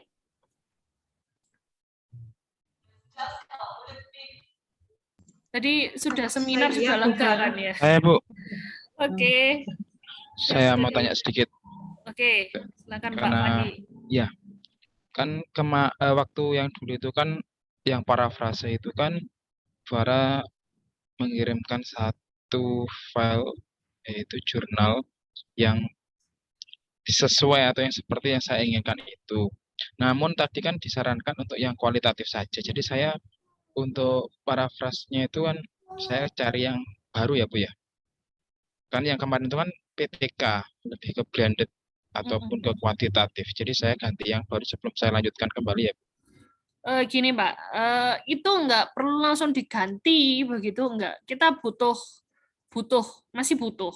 Jadi begini maksud saya bisa share screen. Saya tahu maksudnya Bapak. Wah, berarti kalau saya beda penelitian, yang parafrase saya harus parafrase kualitatif juga gitu kan ya? Karena saya mau melakukan kualitatif gitu maksudnya Bapak. Gitu nggak? Iya Bu, betul. Oke, sebentar. Ini saya mau menunjukkan apa yang saya lakukan tadi sore di kampus. Sebentar. Saya itu lagi bikin, loh ini kok nggak bisa tapi. Sebentar.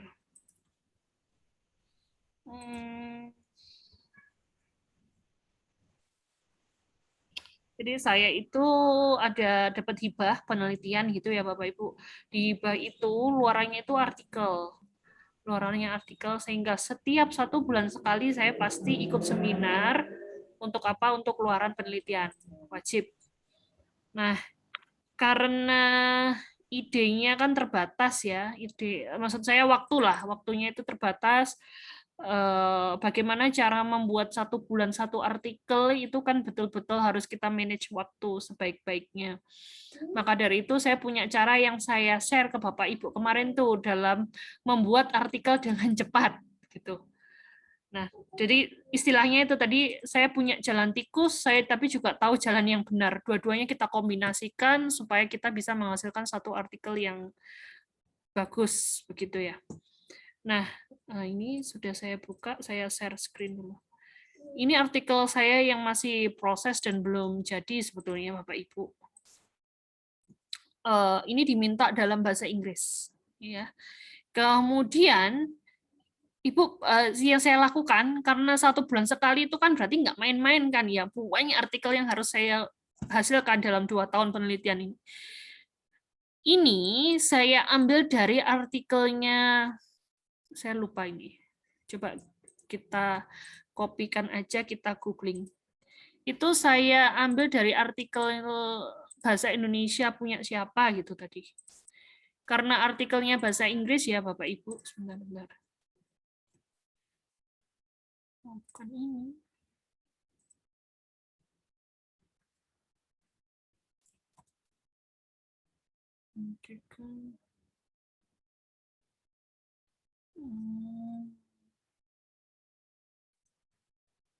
Sebentar ya, saya lihat di bagian download baru hari ini. Oke. Semua pekerjaan saya biasanya kalau belum selesai itu saya biarkan di bagian download. Gini. Bapak Ibu, ini seharian ini tadi, today ini ada 14 file yang saya kerjakan pagi hari ini aja. Nah, ini kebanyakan yang tugas selain bikin artikel cuma paling singkat mawa ini aja. Ini tugas selain artikel. Sisanya ini ada Creswell dalam rangka mau ngajar ini tadi persiapan saya belajar untuk ngajar malam ini. Sisanya ini Bapak Ibu ini artikel-artikel yang saya olah gitu ya. Kalau tidak salah yang terakhir tadi mungkin ini. Bukan. Sebentar. Buka.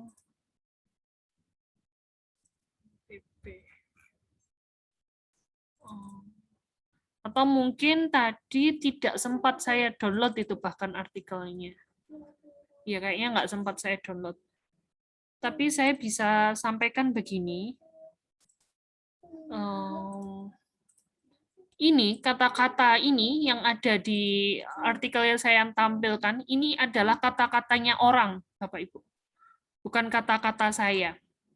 Semua deh ini. Semua bagian pendahuluan ada kurang lebih 3 paragraf ini bukan saya yang ngetik, tapi itu ada artikel yang memang bunyinya seperti itu, gitu ya. Kemudian yang saya lakukan adalah apa yang bisa dipakai gitu, apa yang tidak saya hapus. Nah, kebetulan yang saya pakai ini adalah yang ada kaitannya begitu. Tapi artikel yang saya pakai rujukan ini tadi, saya kan maunya kualitatif nih, penelitian saya kualitatif. Tapi artikel aslinya ini tadi kuantitatif. Tapi di bagian pendahuluan ini ada beberapa kata yang bisa saya pakai. Banyak malah, ini banyak sekali. Kemudian setelah saya kopas gitu ya, ini udah tinggal hal pertama saya nggak lihat itu artikelnya kuanti atau kualitatif karena memang belum bikin metode, saya baru bikin bagian introduction. Saya kopas langsung ke sini. Setelah saya kopas, saya benahi lagi kata-katanya supaya sesuai dengan yang saya inginkan. Kemudian dibenahi itu nggak banyak Bapak Ibu, hanya 1-2 kata. Hanya 1-2 kata, dan banyak yang saya hapus supaya dia lebih spesifik gitu. Kemudian yang saya lakukan yang ketiga adalah selain di paraphrase, saya ganti rujukan-rujukannya. Jadi gini, proses pembelajaran ruang kelas berpindah ke masing-masing rumah dengan menggunakan jaringan internet atau media edukasi. Karena artikelnya yang saya contek tadi itu bahasa Indonesia ya Bapak Ibu. Itu tadi rujukannya itu banyak yang berbahasa Indonesia, begitulah. Banyak yang berbahasa Indonesia. Nah, sedangkan artikel yang saya bikin ini mau saya publish di Proceeding internasional. Maka saya harus menggunakan rujukan-rujukan yang sifatnya internasional. Maka yang saya lakukan tadi adalah saya cari kata kuncinya adalah online, learning, internet, math. Saya download ya, karena saya pakai Mendeley, saya add di Mendeley saya. Kemudian saya masukkan jadi rujukannya ini 1, ini saya masukkan di sini 2, 3, 4, 5. Jadi ini kata-katanya kata-kata yang sama dengan artikel yang saya ambil, saya jadikan rujukan utama, tapi saya paraphrase sedikit-sedikit, dan angka-angka ini menunjukkan pustakanya. Sekarang pustakanya sudah, ini baru 3 paragraf ya Bapak Ibu di atas tadi, ini template-nya. Pustakanya sudah 10, 3 paragraf. Apa saja ini bisa dilihat, bahasa Inggris semua. Karena memang kita publish-nya mau di sana. Itu pertimbangan saya. Gitu. Jadi nggak masalah artikelnya tadi kuantitatif, ini kualitatif, nggak masalah. Gitu. Karena di introduction itu nggak mandang kok kualitatifnya. Jadi Bapak bisa tetap pakai. Oh ya, sebelum saya bikin ini tadi, langkah pertama sebetulnya download template. Ini kan template toh sebetulnya. Ini template-nya ada gitu. Setelah template-nya ada, langkah pertama saya bikin abstrak Bapak Ibu. Saya harus tahu hasilnya nanti seperti apa. Itu kan sudah ada dalam bayangan gitulah ya. Ini abstraknya udah jadi, sudah saya presentasikan tadi. Oh enggak sih, besok presentasinya besok. Tadi baru belum masuk parallel session. Kemudian setelah itu jadi, saya belum cari artikel rujukan ini belum. Tapi langkah berikutnya yang kedua setelah bikin abstrak, saya masukkan data dulu. Nah ini sudah saya tandain, saya kotai. Tapi belum tak analisis, belum, masih kosong, masih data mentah ini saya masukkan semuanya. Sudah ada 3 foto ini sudah cukup, itu data saya. Nanti akan saya ceritakan. Baru nih bikin artikelnya, mulai ke introduction. Jadi 3 paragraf ini saya buat sesorean tadi, dan ini bukan kata-kata saya akui bukan. Ini nggak apa-apa Bu, nggak apa-apa. Karena apa, nanti toh bukan kata-kata ini yang saya pakai. Kata yang saya pakai adalah in English-nya, bahasa Inggrisnya. Rujukannya udah beda, kata-katanya beda, datanya beda. Bapak Ibu juga bisa lakukan hal yang sama. Tapi syaratnya itu dulu ya Bapak Ibu, abstraknya sudah, research question-nya udah oke, semuanya sudah mantap, baru kita bisa lewat jalan tikus. Istilahnya Bapak bisa dari Malang ke Kediri, kemana ya? Malang ke Kediri katakanlah, itu sudah tahu mau lewat mana gitu. Mau lewat mana? Mau lewat Pare apa muter lewat Blitar atau gimana? Tapi kan jalan utamanya Bapak harus tahu dulu sebelum memutuskan untuk jalan pintas mana yang mau ditempuh. Jadi nggak apa-apa, nggak masalah Pak Fandi, untuk itu masih bisa dipakai gitu ya. Kecuali kalau sudah masuk metode, itu baru beda lagi nanti. Gitu. Mungkin ada lagi pertanyaan yang lain? Cukup Bapak Ibu, semoga ini bisa membantu Bapak Ibu ya. Terus terang ini dosennya ketir gitu Bapak Ibu, setiap hari sambil saya doakan, ya Allah Sinta 3 gitu. Karena memang apa ya, ini maksudnya keputusan ini kan berlaku secara umum begitu Bapak Ibu, yang tidak hanya di prodi kita, tapi di prodi semua prodi syaratnya adalah surat yudisium Sinta 3 gitu. Jadi saya sebagai dosen Medpen ini punya semacam beban moral tersendiri untuk mengantarkan gitu Bapak Ibu untuk sampai ke sana gitu.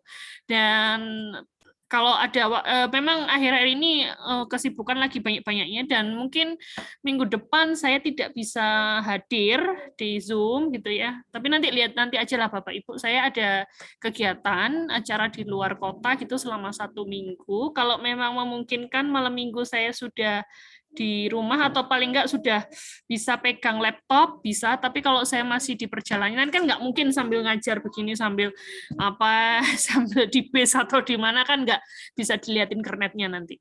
Nah, nanti mungkin saya izin dulu mulai hari ini saya mungkin ada kosong minggu depan, kemungkinan kosong gitu. Nah, itu Bapak Ibu, tapi begini, saya sangat menyadari kegelisahan dan kegundahan Bapak Ibu. Saya bisa merasakan itu dari tulisan yang Bapak Ibu hasilkan begitu.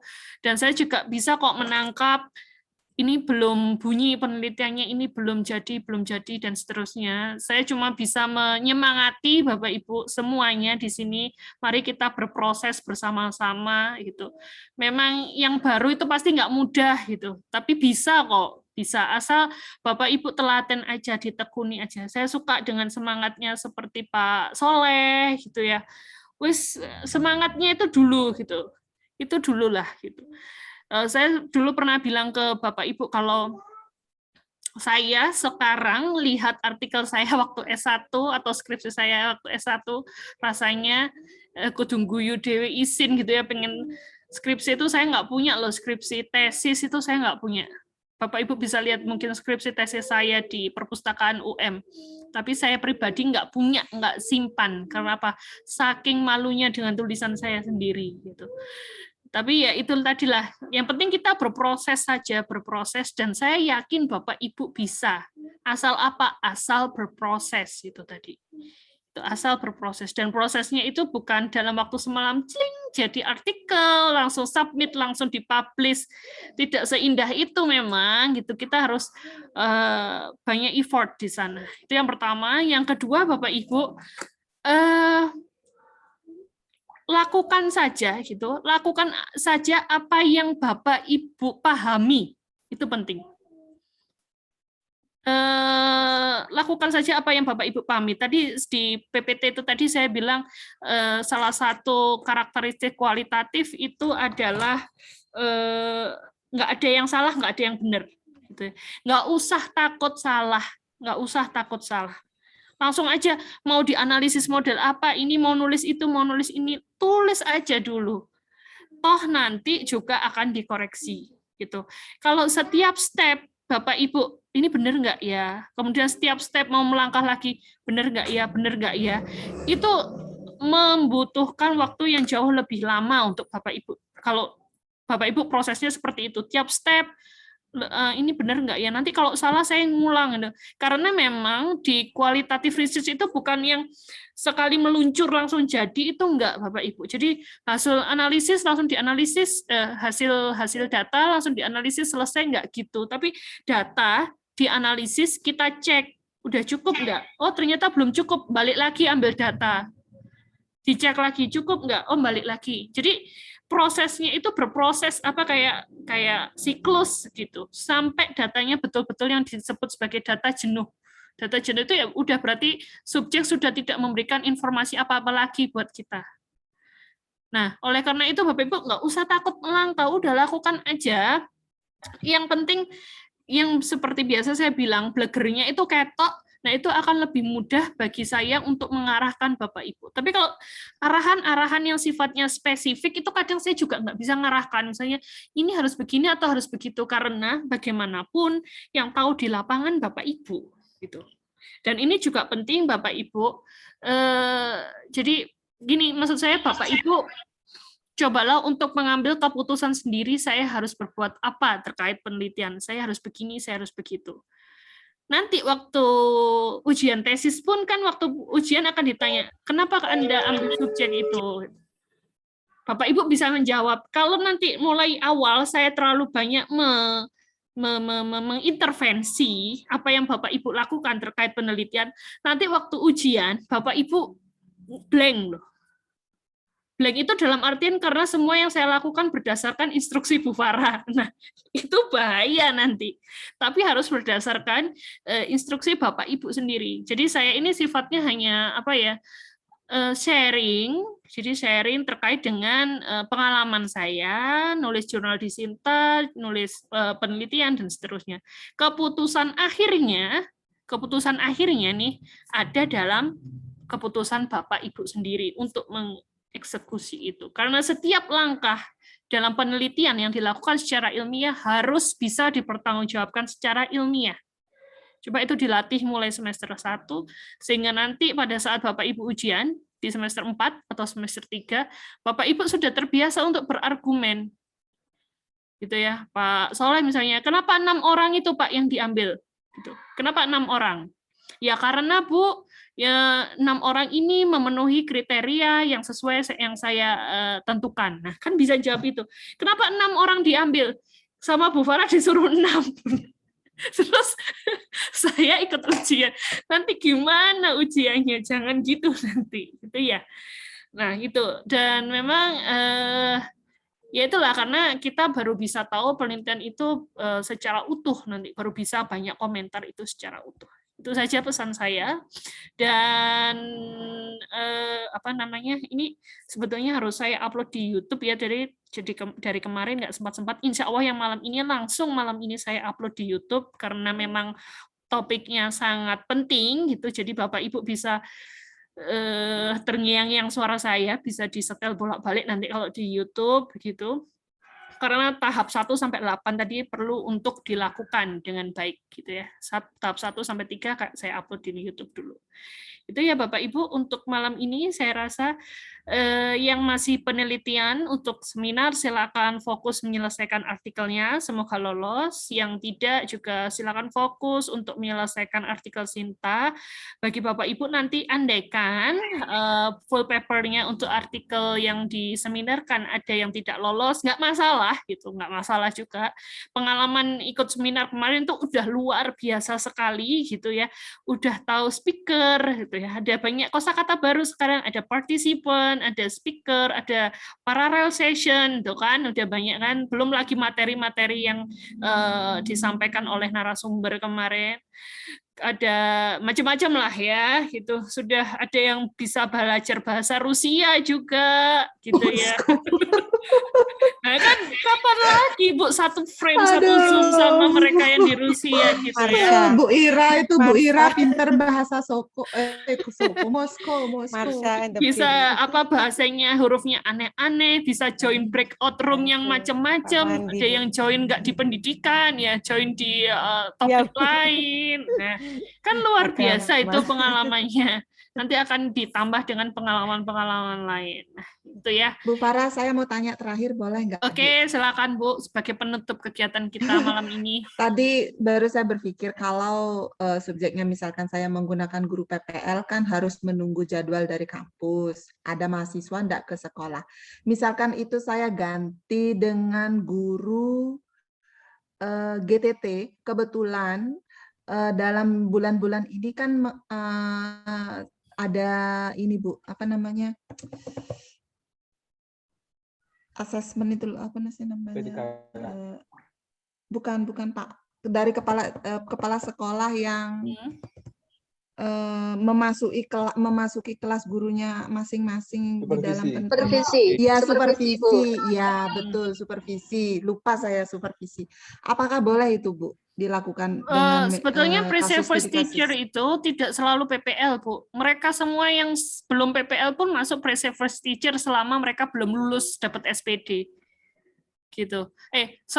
Selama mereka belum sertifikasi, belum sertifikasi. Oh, berarti misalkan ada guru pegawai negeri yang belum sertifikasi, terus itu pre-service. Bisa ya Bu ya, untuk saya supervisi atas persetujuan Bapak Kepala Sekolah, gitu ya Bu ya? Bisa Bu, karena memang yang penting sebetulnya bukan persetujuan Bapak Kepala Sekolahnya, yang penting lagi adalah orangnya mau nggak Ibu korek-korek, karena nanti kita tanya in deep question tadi Bu, in deep itu Pak Fandi tadi pengalaman saya tanya udah dredeg gitu. Gimana Pak? Kan udah agak beda pertanyaannya itu langsung yang sangat pribadi dan sangat mendalam, in deep question itu. Lebih ke tidak sekedar kepala sekolah oke, tapi menemukan subjek yang memang betul-betul bersedia untuk menjadi partisipan dalam penelitian kita. Di penelitian saya yang terkait kualitatif, subjeknya nggak banyak, 2, 3 gitu. Tapi saya betul-betul effortnya banyak untuk subjek itu. Effort banyak apa? Belikan makan, karena memang mahasiswa ya. Ya mahasiswa makan itu apa pulsa apa gitu. Kenapa sampai seperti itu? Karena memang supaya mereka mau saya suruh-suruh ngerjakan soal, tak tanya-tanya jawab. Nah, itu butuhnya di sana. Jadi pendekatan personal. Perkara orang tuanya setuju enggak anaknya diwawancara, kayaknya orang tuanya juga nggak tahu Bu kalau subjek saya. Gitu. Berarti tidak harus guru PPL ya Bu ya, yang penting harus, guru yang belum sertifikasi gitu ya Bu. Dan mereka bersedia untuk Ibu libatkan dalam penelitian dalam waktu yang lama. Kan kalau idealnya Bapak Ibu nanti tesisnya topiknya jangan berubah lagi. Nanti tiap semester bikin artikel bedo-bedo, berpikir kritis, berpikir matematis, terus numerasi, jangan. Tapi topiknya tetap sama. Gitu. Jadi subjeknya sama. Jadi Bapak Ibu sudah betul-betul memilih subjek dari semester 1 yang akan dipakai sampai semester akhir waktu tesis nanti. Iya, gitu. Terima kasih. Ya, dihubungi secara pribadi nggak masalah, Bu. Itu asalkan dia mau.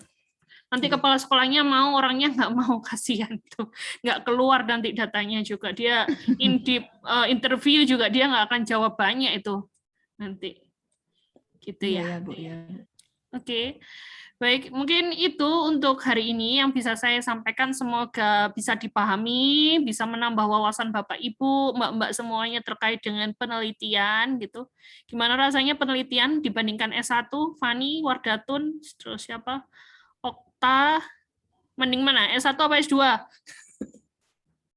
Nggak berani jawab. Mau mana ya Firdausi? Milih yang S1 itu kayaknya yang semuanya. Saya dulu pakai soalnya Bu. Apa? Pakai yang apa? Ya dulu kuantitatif, keputusan mahasiswa mengambil jurusan pendidikan matematika. Jadi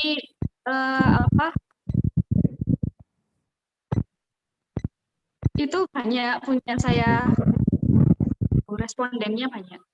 Ya. Karena adanya dari populasi. Kalau yang sekarang Jawa ini sih lebih sedikit bukan responden subjek penelitian. Subjek, betul.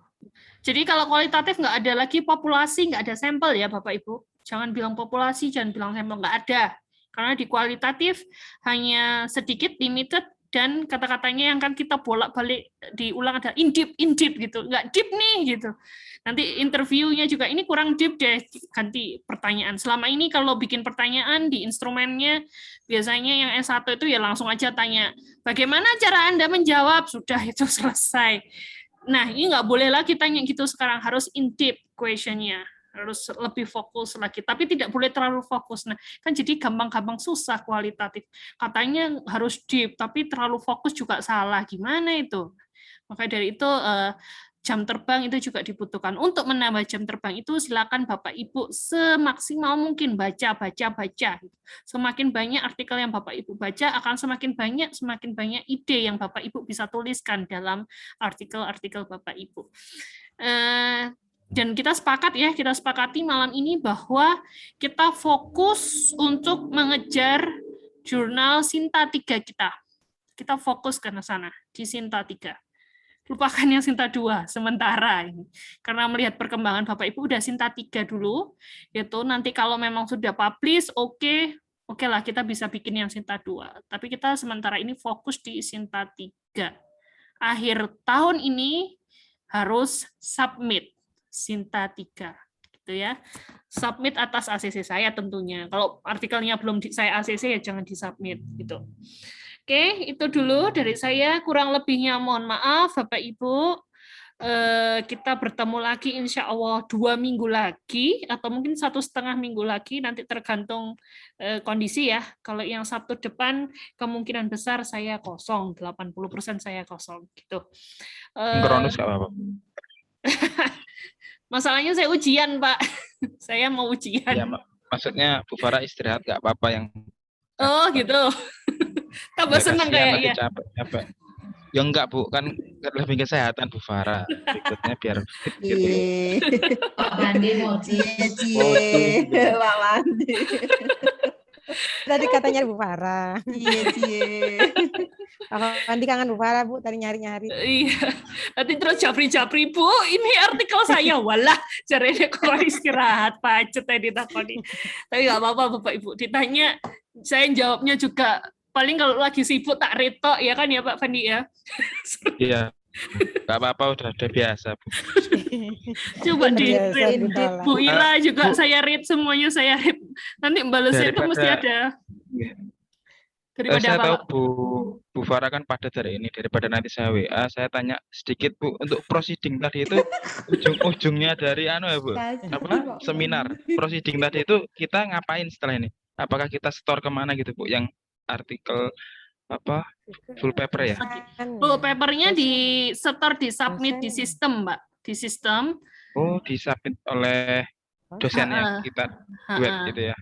Nah, itu di sistem itu nanti satu topik sendiri, 2 pertemuan sendiri, cara submit artikel di sistem. Waduh, itu nanti aja udah, yang penting bisa bikin artikel aja udah saya sudah senang. Oh iya.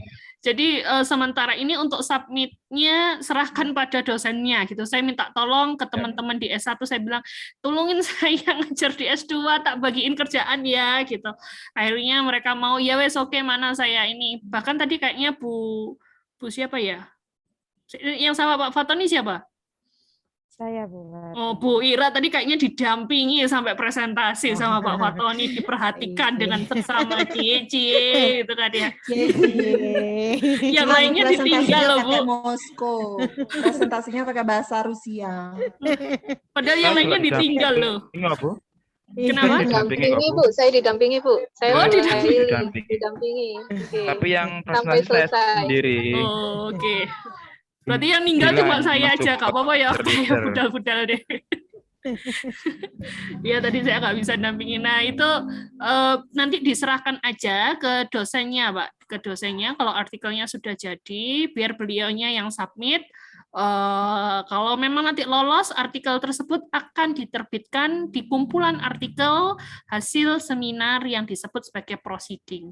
Tapi Bapak nggak punya nanti kumpulan artikelnya, Bapak nggak punya, Bapak hanya punya linknya.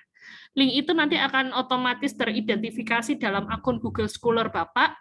Kalau nanti nulis lagi, itu artikel jangan lupa disitasi. Silakan saling mensitasi artikel teman-temannya untuk meningkatkan H-index Bapak Ibu masing-masing. Gitu nanti ceritanya tuh effort-nya masih banyak gitu ya. Semangat Itu untuk enggak- membuat artikelnya. Enggak ada hubungannya dengan Sinta Bu ya? Proceeding Proceeding. enggak. Proceeding hanya terindeks Google Scholar, tidak ada proceeding yang terindeks Sinta. Tidak ada. Saya kira gantinya Yudisium bisa ini proceeding. Rama Sinta. Bisa kalau Bapak S1. Kalau S1, kalau S2 nggak boleh. S3 apalagi gitu, nggak boleh. Ya, gitu ya. Tapi kalaupun nanti nggak lolos, seperti yang saya bilang, Bapak Ibu bisa memodifikasi lagi dan nanti untuk disubmit di Jurnal Sinta. Gitu. Intinya tidak ada hal yang kita lakukan percuma lah di kelas ini. Semuanya ada faedahnya. Itu yang penting Bapak Ibu. Nggak ada yang percuma, nggak ada yang nggak bermanfaat, semua ada manfaatnya. Gitu ya. Oke, ini saya akhiri, sudah ikhlas semua. Nanti saya akhiri, dari tadi nggak jadi-jadi ada yang tanya. Udah ya. Baik, Bapak Ibu, saya sampai bawa gunting ini dari tadi. Nggak tahu ngapain, ditaruh aja. Nah, yaitu nanti insya Allah saya akan kabari secepatnya gitu ya, kapan kita bisa ganti jam yang kosong. Kemudian selama saya di luar kota, mungkin Bapak Ibu masih bisa berkomunikasi, tapi saya prefer, lebih suka Bapak Ibu untuk mengkomunikasikan semua hal itu di grup di grup Bapak Ibu, di grup. Karena apa? Karena ya itu tadi, kadang kalau sudah cuma di read tok dan saya lagi nggak tahu harus jawab apa gitu, hilang udah gitu, nggak tak jawab karena udah lupa. Tapi kalau di grup ada saat-saat tertentu gitu, apalagi kalau pas rame gitu, nggak apa-apa, rame aja di grup gitu, nanti saya scroll, oh saya bisa komentar di mana-mana gitu. Ini nggak usah sungkan-sungkan atau mengganggu temannya yang lain, nggak apa-apa. Memang itu tujuannya grup, supaya kita bisa satu suara. Betul. Kalau Wapri nanti kita rasan-rasan jadinya, cuma saya sama siapa ngerasani siapa kan jadi gitu. Jadi mending di grup aja, nggak ada yang dirasani gitu. Oke, sekian dari saya Bapak Ibu, kurang lebihnya mohon maaf. Allahumma fiq ila awaq mitorik. Wassalamualaikum warahmatullahi wabarakatuh.